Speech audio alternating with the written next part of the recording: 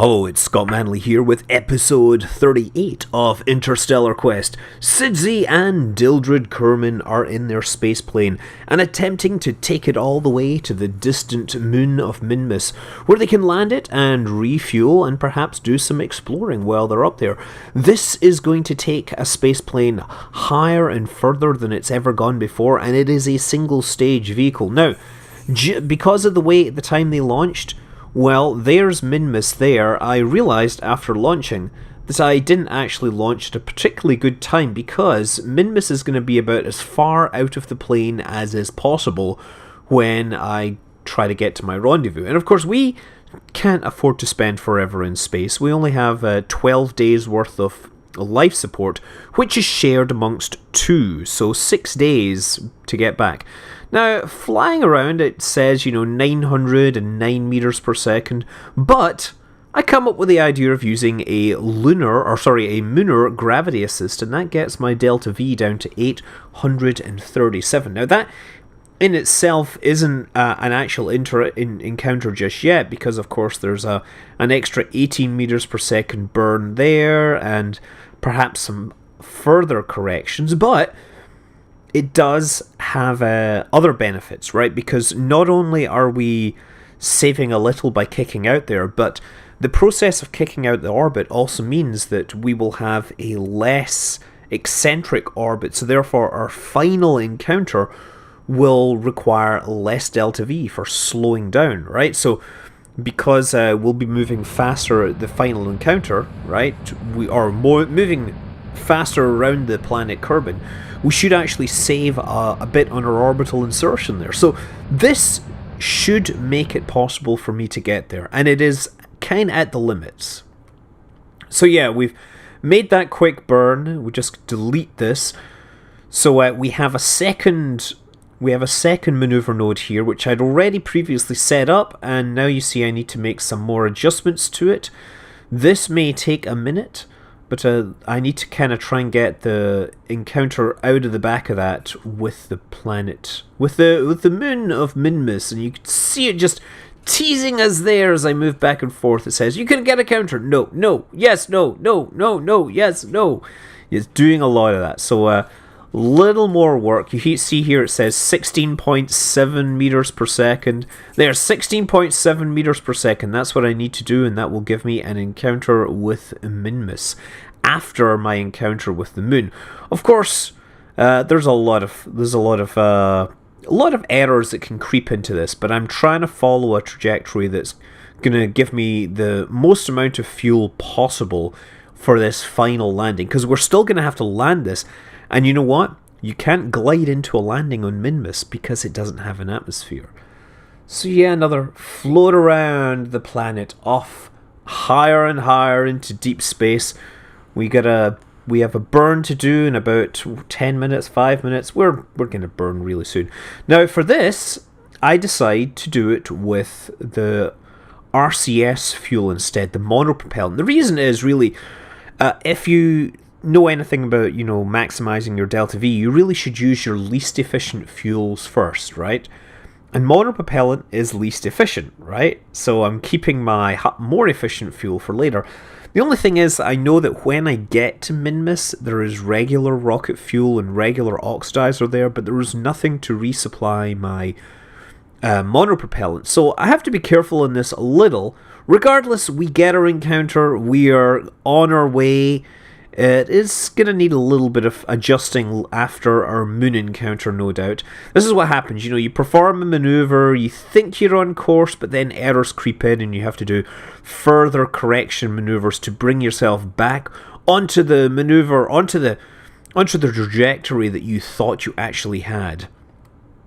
So I'm making a little bit of a time acceleration shenanigans to try and move through the sphere of influence change. There we go. We now flying past the moon very carefully. And it tells me electric charge is running out, but that's okay because we just rotate the whole thing around and we get the power back into it. Gonna fly behind the moon for a little while, but not enough that I need to worry about my electric charge anymore. And we get this beautiful shot of us flying away from the moon with Kerbal in the background. Of course, because we have to turn the spacecraft so that we can illuminate the solar panels, the crew didn't get to see that at all. So that was only us. So now we want to trim our final approach here. It is not particularly close, right? Because, well, you know, we more or less guesstimated our way through this. Now, I kind of want to come in onto an inclined orbit, and the reason is I think that my spacecraft is on, or the target I'm aiming for, may not be exactly on the equator. So if I come in with an inclined orbit, then I guarantee that it will eventually pass under the path of my orbit. So that's the plan here, that we're just going to put ourselves on a slightly inclined orbit so that I can then be sure that I will be able to encounter my the refuel site. And something goes wrong here, and the game doesn't think I'm going to get an encounter, but I go forth nevertheless, you know, faithful that I will in fact see that encounter. There I go. Nice high inclination encounter there. We make some minor corrections here to bring it down a little closer. We want to get it as nice and close as we can here. And then we figure out our maneuver. It will be 70 meters per second. Now, notice it says that the amount of delta V I have is about 306 meters per second. So 70 meters per second to get into orbit. That leaves about 230 to land. So we should have just enough, right? Because it takes about 150 meters per second to kill your orbital velocity over Minmus. Minmus has a very low mass, so we can definitely get there. And there we go. I kind of overdo it deliberately because I wanted to make sure I bring the orbit down to something manageable. Fly around the back, and at this point we're more or less going to fly around the moon Minmus until the refueling site looks like it's going to come up near us. Oh yeah, here we are, giant mint in space. We're just going to collect some science data, because that's what we're here for. I mean, if we're not just here to show off that we can in fact get to Minmus using a gravity assist and land and refuel. You know, we're here to do actual science here. You can see our carbon dioxide ticking up, our water ticking down. We're now more than halfway through this mission. One of the downsides to that very aggressive, to those gravity assists, is that it does mean that we take a more circumspect route, and it means that we actually take a little longer to go out there. We're going to have to take a more direct route back, obviously, if we're going to get there. And obviously we're not going to fly into this mountain. That's another problem. So I noticed this on the map and do a quick burn to lift my nose just over the top there. And you saw that was almost an impact, but had I not reacted quickly, I would have been dashed into the side of the mountain at 167 meters per second. And here we go. So now we're getting ready for our descent. We've made some slight adjustments to make sure that we come very close to this thing. Obviously, this thing isn't 4 times time acceleration because it's just a long, tedious landing profile. And we've seen landing profiles in Minmus a million times before. So yeah, I make that burn to bring the target down, or bring the encounter down over the object. Now, somebody asked me, why don't you do constant altitude descents? You know what? You can do constant altitude descents if you don't have a mountain to fly into, right?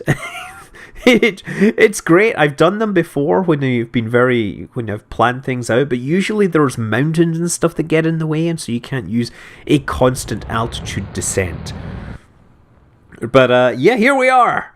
Back to real me. Okay, so I am coming in at just past the 3 kilometers mark. I have 134 meters per second of delta V, and I have 99 meters per second of surface velocity, which is slowly rising. This is going to be fun. I just hope that I don't run out of fuel here, because that would be really embarrassing. But we're pretty close to the Minmus refinery. There it is. Just sitting there, churning away, creating fuel for me. We certainly don't have enough fuel to abort at this point with 130 something meters per second. If we try aborting now, we will not have enough delta V to escape back. Although maybe we have with monopropellant, but I'm going to go for the landing. Oh, look, you can see the shadow there. Sweet! There's my shadow just passing nearby. Okay, so kill all our velocity, or kill as much horizontal velocity as possible. We don't want to go too far away. Our vertical speed is about 10 meters per second. And I'm very slowly making sure I kill all my horizontal speed. You see it says horizontal speed 500 millimeters per second, which means about half a meter per second, which is pretty good. Okay, so 20 meters per second speed, and we have, according to this, we have how much liquid fuel? We have 27 units of liquid fuel left. That should be more than enough to just kill my velocity for landing here. Gives me 26 meters per second of delta V. 26 meters per second of delta V, and we have to kill about 20 meters per second of velocity. This is not good. Okay, now delta V 15, 14, 13, and okay, what happened? Now delta V says 0. I've still got fuel in the spacecraft. Wait, where's my thrust? Where's my thrust? What's going on? Why isn't it responding? No, RCS, oh, no, RCS, no, oh, hey, it didn't break. Awesome. That totally worked. That's a miracle. It's a miracle. Actually, yeah. That is not what I expected to happen there. I was totally expecting that engine to break off with that impact. But hey, look, Sidzi and Dildred have made it to the surface, and they're pretty close to the target, so we should be able to just go over there. Now, why? It says I have fuel, but there's... Oh, shoot, it's the reserve fuel tank that I'm seeing here. That's... Ah, yeah, that's it. Take that, put it out. Dump the fuel back into the main tank, so at least I have a little bit of reserve. Okay, so I should have trusted my delta V display rather than my fuel display, because the fuel display did not... the fuel display included delta V that I didn't have. I had an extra 100 meters per second there. If I had just pumped that in there, I could have landed without that heavy bump on the back that would... exaggerate Dildred's neck pain from his previous things. So yeah, the engine, or the wheels on the B9 kit, they do have steering and they have motors. So I can enable that, and I have now a working Minmus buggy that wobbles a little. But unlike the previous Minmus buggy, it does not spontaneously explode, even after reversing into the ground at great speed. I'm quite surprised by that. So we have about 500 meters to go. 500 meters to go indeed. Perfect time for us to go at high speeds. Since we're here, we'll take some science, because this was the Great Plains. We did not manage to bring a science junior to the Great Plains, so we can do like crew reports and some other things that weren't on the previous mission. And all that will be taken home. Braked very hard. Here we go. Look, from driver's point of view. The driver's point of view, getting to see this thing. Moving along at a glorious 1.4 meters per second. I think that the other rover was actually faster, despite its tendency to, self-destruct. And we're just going to move this carefully up next to my refueling station, and then look for the bathrooms here, and hope they're not as messy as the actual typical bathroom at a truck stop. So now, to refuel, we have to get into this container here. This container contains the pipe endpoints. Now, pipe endpoints are what we use to transfer fuel. This is a feature of Kerbal attachment system.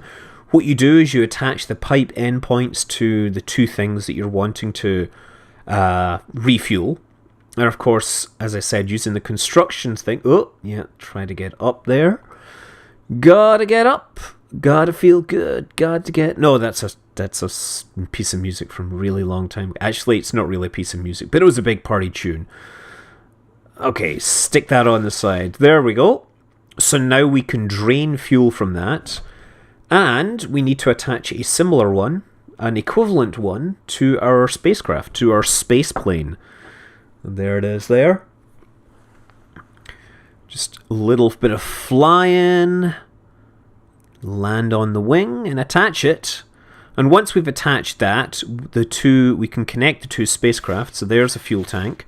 So we link that, and you see how it produces a green pipe. We have to drag that pipe over to the refinery thing here. And once we're close enough, we should be able to link them. Link them! Yay, look at that! Now we have both spacecraft linked together. And I have been told that I should not save when it's like this, because this will probably cause things to spontaneously explode.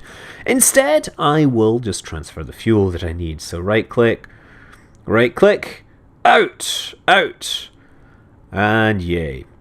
And yay, indeed, 4 times regular speed. I like the way the camera pans over as the fuel is transferred, because the center of mass of this combined body is moving from the refinery towards the spacecraft. The refinery is in operation right now, producing fuel very slowly. And once we've got this, we've got a couple of fuel tanks in the front there, which we can use. Be good to keep those filled up, because having reserve fuel may prove useful on the way back. Although truthfully, it only takes a few hundred meters per second of fuel to return from the Minmus to Kerbal. And one last thing before we go is we grab the pipe and we attach it back on here. The fuel pipe sticks onto the base. We don't want to bring it with us because we don't need it, and because we don't want to muck around with our aerodynamics. And so now, let us voyage over the surface of Minmus, looking for science. So the planes of Minmus actually are great for this thing. Now, we can actually take this thing to a regular plane-style takeoff. Oh, look, it gets up to 2.4 meters per second. Okay, so time to fire up the engines, throttle up to 100%. And then taxi as if we're going to take off. Now, the wings aren't going to help us here. What'll happen, though, is once we get about above 100 and something, we'll just be able to pitch the nose up in this low gravity, and it'll pretty much carry us into orbit. There we go. That's why, Minmus is great for setting land speed records, because there's no atmosphere and you have this really flat surface. The problem is, if you go so fast, the atmosphere will... you'll just fly off into space. And I just need to make sure that I make it over these mountains. That's the only thing. Let me see. Nope, not making it over those mountains. I guess I need to point a little higher to make sure I clear things. That's looking pretty good there. Although, I have to say, I'm not totally trusting of this. I think we're cool, though. So yeah, we're going to head off. We're heading for the poles here, because we're just going to take a little more burn just to make sure we make it. But I'm going to head for the poles, because I haven't visited the poles. I know there's science there. And, they're actually pretty flat as these things go. So there we go. Now we're going to fly over here. We can do some science while we're flying through the skies, flying over the surface of Minmus. Now we can get some crew reports. I think we can... Nope, none of these. Nope, none of those. None of those work. No. Oh, that got me some science. And that got me some science as well. Yay! Okay, so take the data, store the data, get back inside, and review that data. All that glorious scientific data will be exceptionally useful for developing future rockets and things like that. Perhaps developing one where I don't have to worry about transferring my reserve fuel. Now, my orbit is really high, so what I do is pretty much burn retrograde to slow myself down and bring myself onto the pole there. I want to do it during the daytime, and we'll be able to land there, collect some magnificent scientific data, and then ultimately we should be able to put that into the development of amazing new rockets, amazing things, and perhaps we can actually fly an entire lab up here. So 6 kilometers up, although no, wait a second. Our altitude above the terrain is just about 1 kilometer. I can start to see the surface. We are going to land here. We're going to slow things down. We're going to come to a halt, but we'll see the landing in the next episode. Until then, I'm Scott Manley. Fly safe.